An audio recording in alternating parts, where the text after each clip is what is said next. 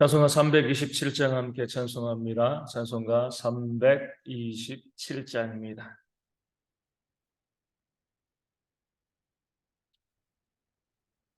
찬송가 327장 함께 찬송하도록 하겠습니다. 327장입니다. 주님 주실와 병 믿음 얻기 위해 너는 정성껏 기도했나. 주의 제단 앞에 모두 바치기 전 복을 받을 줄 생각하라. 주의 산제사들이 위해 주는 주자 주의 뜻을 따라 그와 동행하며 영생 복락을 누리네. 주의 밝은 빛은 항상 활동하며 선한 사업을 입쓰겠나. 자유 얻으려면 주의 뜻을 따라 너의 모든 것이 희생하라. 주의 제도는 산제사들이 누에 주는 주자 주의 뜻을 따라 그와 동행하며 영생 복락을 누리겠네. 주의 제단 앞에 모두 바친 후에 주와 온전히 사귀겠네. 주님 주신 기쁨 또한 그의 사랑 어찌 말로 다 영영하랴. 주의 산제사들이 누에 주는 주자 주의 뜻을 따라 그와 동행하며 영생 복락을 누리겠네. 아멘. 사도신경으로 우리의 신앙을 함께 고백합니다. 나는 전능하신 아버지 하나님 천지의 창조주를 믿습니다. 나는 그의 유일하신 아들 우리 주 예수 그리스도를 믿습니다. 그는 성령으로 잉태되어 동정녀 마리아에게서 나시고 본디오 빌라도에게 고난을 받아 십자가에 못 박혀 죽으시고 장사된 지 사흘 만에 죽은 자 가운데서 다시 살아나셨으며 하늘에 오르시어 전능하신 아버지 하나님 우편에 앉아 계시다가 거기로부터 살아있는 자와 죽은 자를 심판하러 오십니다. 나는 성령을 믿으며 거룩한 공교회와 성도의 교제와 죄를 용서받는 것과 몸의 부활과 영생을 믿습니다. 아멘. 고린도후서 2장 1절과 2절 말씀입니다. 고린도후서 2장 1절과 2절 말씀입니다. 이 말씀을 읽어드리겠습니다. 내가 다시는 너희에게 근심 중에 나아가지 아니하기로 스스로 결심하였노니 내가 너희를 근심하게 한다면 내가 근심하게 한 자밖에 나를 기쁘게 할 자가 누구냐. 아멘. 사도 바울은 다시는 너희에게 고린도 교회 성도들에게 근심 중에 나아가지 아니하기로 결심했다라고 이야기합니다. 이 고린도 교회를 방문할 때 그들에게 다가갈 때 이 사도 바울이 이 근심 중에 또 다툼 중에 싸움 중에 그들을 만나기를 원치 않았다는 거죠. 계속 말씀드리지만 이 고린도 교회 성도들 중에서는요 사도 바울에 대해서 적대시하는 그런 사람들도 있었습니다. 그럼에도 불구하고 사도 바울은 그들을 만나러 갈 때 그들과 다투고 싸우고 그 문제 때문에 또 근심하고 걱정하게 또 그들의 마음 가운데 또 어두움을 주면서 그런 모습으로 고린도 교회에 가기를 원하지 않았다는 겁니다. 그런 이유는요 2절 말씀 보면 이렇게 나와 있습니다. 내가 너희를 근심하게 한다면 그러면 내가 근심하게 한 자밖에 나를 기쁘게 할 자가 누구냐? 이렇게 이야기하면 약간 좀 말이 좀 어렵죠. 내가 만약에 너희를 근심하게 한다면 내가 근심하게 한 자, 너희죠, 그렇죠? 근데 너희밖에 나를 기쁘게 할 자가 누구냐? 이렇게 이야기합니다. 사도 바울의 말은 이거죠. 고린도 교회 성도들은 사도 바울에게 기쁨을 주는 사람들이었습니다. 늘 생각할 때마다 마음이 기쁘고 즐겁고 그 사도 바울에게 힘이 되어지는 그런 사람인데 만약에 사도 바울이 그들과 다투고 싸우면 자신에게 기쁨을 주는 자들을 근심하게 하는 것이 아니냐. 너희가 나의 기쁨인데 내가 왜 너희가 나 때문에 다투고 싸우고 나와 더불어 다투고 싸우고 나로 인해서 근심하게 되게 만들겠느냐. 나는 그러고 싶지 않다. 이렇게 이야기하고 있는 겁니다. 마치 옳고 그름을 따지기 위해서 재판정에 나아가는 것처럼 내가 너희와 만나고 싶지 않다는 거예요. 늘 너희 만날 때 기쁨으로 만나고 싶고 너희가 나에게 기쁨을 주는 사람들이기 때문에 늘 너희와의 관계 가운데 화목을 유지하고 싶다. 그렇기 때문에 지금 나아가면 너희의 그 문제로 다투고 싸우는 그런 일이 벌어지니까 지금 가지 아니하고 잠시 머물렀다가 그 관계, 그 문제가 해결되어지고 난 다음에 기쁨으로 방문하고 함께 만남과 교제를 통해서 기쁨을 누리고 싶다. 이것이 내가 너희를 만나고자 하는, 너희와 함께 동역하고자 하는 그런 모습이다라고 말씀하고 알려주고 있는 거죠. 이게 참된 교회의 모습인 거죠. 우리 왜 교회 가운데 모였어요? 다투고 싸우고요, 근심하고 걱정하고 이러기 위해서 교회 가운데 모인 것이 아니죠. 하나님께서는요, 우리가 하나의 교회로 모였을 때, 교회 가운데 있었을 때, 우리 모두가 늘 화목한 모습으로 만나기를 원합니다. 왜요? 우리에게 기쁨을 주는 사람들이기 때문에 그래요. 우리 교회 성도들이요, 나 이외에 다른 이웃들이 나에게 기쁨을 주고요, 나를 위해서 기도해주는 그런 귀한 동역자들인데, 그런 사람들과 만나서 다투고 싸우는 그런 모습이 있으면은요, 우리 교회 공동체의 존재 모습이 없는 겁니다. 교회의 목적은요, 화목이 되어지는 거죠. 우리 가정도 그러잖아요. 우리 가정에서 우리에게 기쁨을 주는 사람이 누구죠? 우리 가족은요, 우리에게 기쁨을 주는 대상입니다. 남편이 아내에게, 아내가 남편에게, 부모가 자녀에게, 또 자녀가 부모가, 또 형제가 형제에게 서로에게 힘이 되어지고요. 기쁨이 되어지는 존재가 바로 우리 가족이 되어지는 겁니다.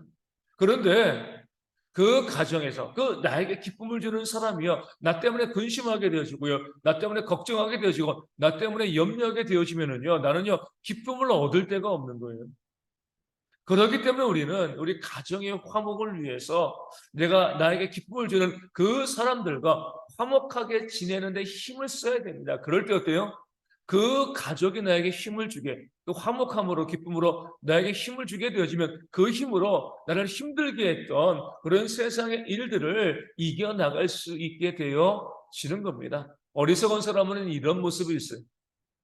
사회생활 해 나가면서 자꾸 스트레스 받잖아요. 그렇죠? 힘들고 어려운 일들이 있습니다. 그럴 때에 그 사회에서 받은 그 스트레스를 어디로 갖고 들어와요? 가족에게 갖고 들어옵니다. 그 회사에서 뭐 이 직장에서 이 사업하면서 그 사람들과 이 관계 가운데 뭐 이 일 때문에 막 힘들고 어려운데 그 표정 그대로 집으로 갖고 들어와서 집안 사람들이 눈치 보게 만들고요. 집안 사람들이 근심하고 걱정하게 합니다. 그러면 그 집에서 무엇을 얻지 못해요? 기쁨을 누리지 못하는 거죠. 힘을 얻지 못하는 겁니다. 그런 모습을 가지고 다시금 사회로 나가면 일이 더 꼬이는 거죠. 지혜로운 사람들은요, 밖에서 힘들고 어려운 일이 있어도요, 집에 들어오기 전에 그 부분들에 대해서 마음을 잘 정리하고 가족에게 와서는 어때요? 화목한 모습, 이 좋은 모습을 보여주죠.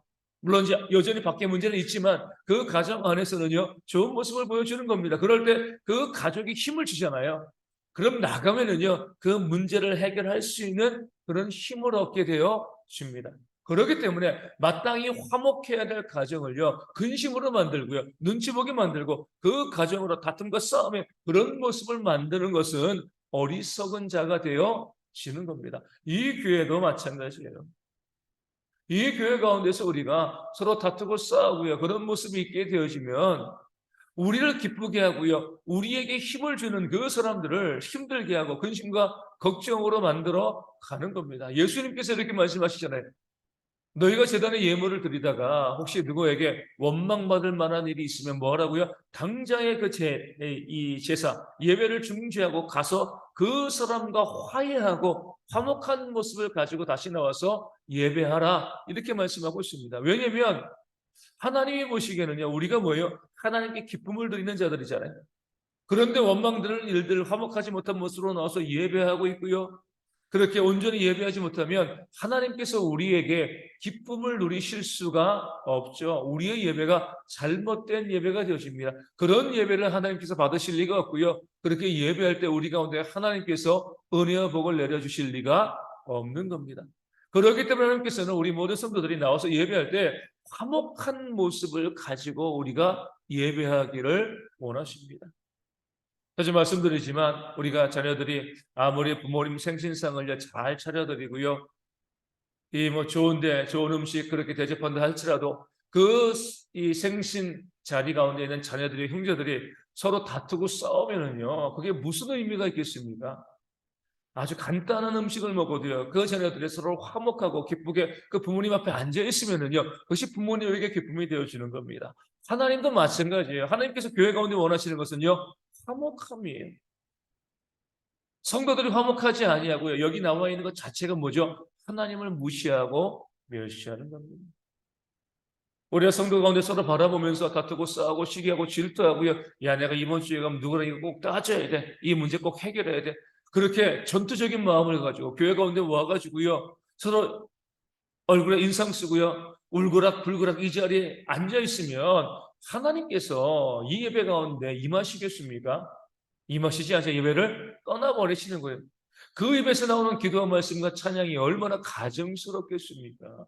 그러기에 우리 성도들은요, 교회에 나올 때 어떠한 마음가짐을 가져야 돼요?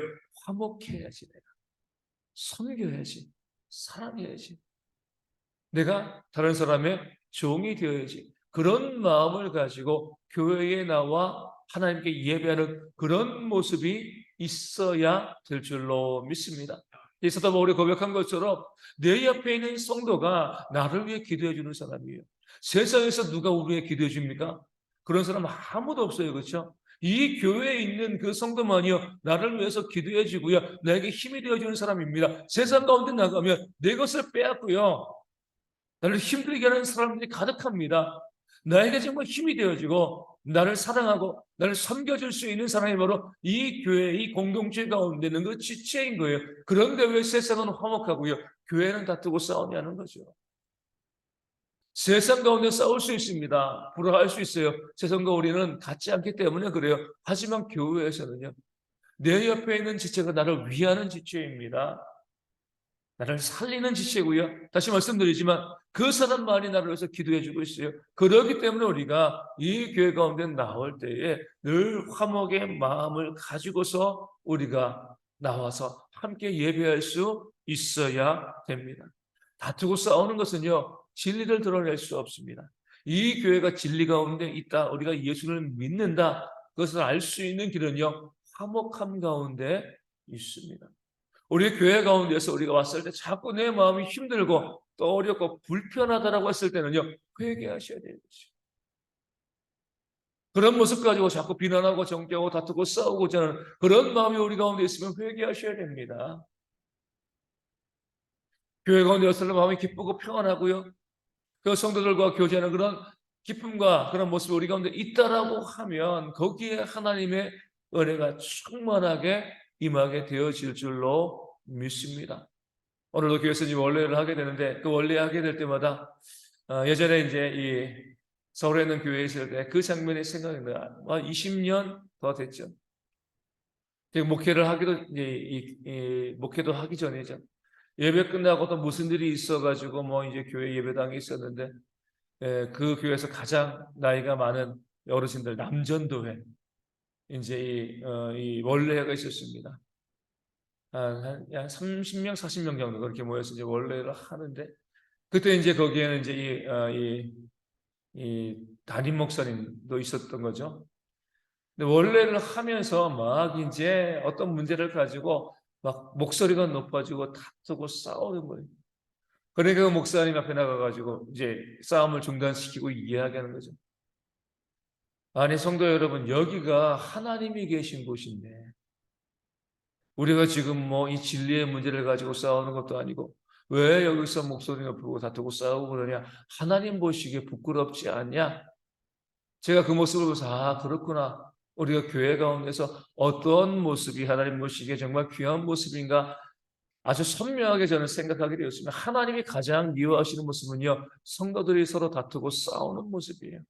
비난하고 정죄하는 모습입니다. 무시하고 멸시하는 모습이에요. 다시 말씀드리지만 우리 가정 가운데 자녀들이 서로 다르잖아요. 능력 있는 자녀도 있고요. 능력이 없는 자녀들도 있습니다. 그럼에도 불구하고 그 자녀들이요 서로의 부족함을 채워주고 하면 얼마나 부모가 기분이 좋아요. 그렇죠?